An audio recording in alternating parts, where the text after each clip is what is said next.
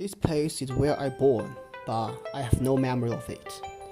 Although I grew up in a provincial capital city in Hubei, in my passport, the place I was born is a small town in Yunnan. I have no memory of it. I asked my parents why, and they told me that, yes, you were born there, but we left when you were 3 years old. I have no memory of it. I asked why you come there. They said, it's a long story. I have no memory of it. My family was a traditional farming family. When my dad and his brother became adults, they continued farming and also found jobs. My uncle was a bus driver, and my dad was a cargo ship captain. But in 1995, 5 years before I born, there were 2 accidents. A bus crashed, and a cargo ship overturned. My family got bankrupt, and it's the time to start again in a new city, Yunnan.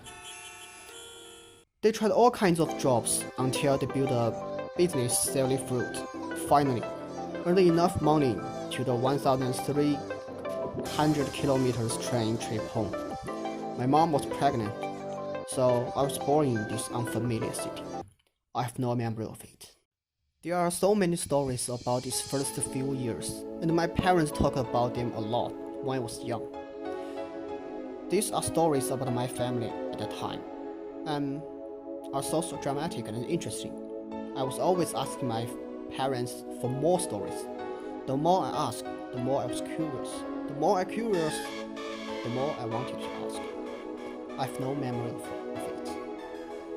In their description, the city is old and small, but the place they live was a big, with 8 small houses around a courtyard.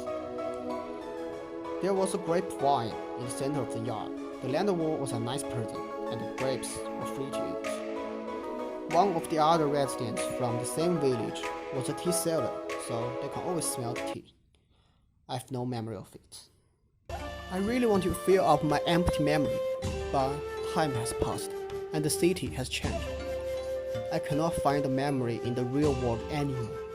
So this place only exists in my parents' brain and my imagination.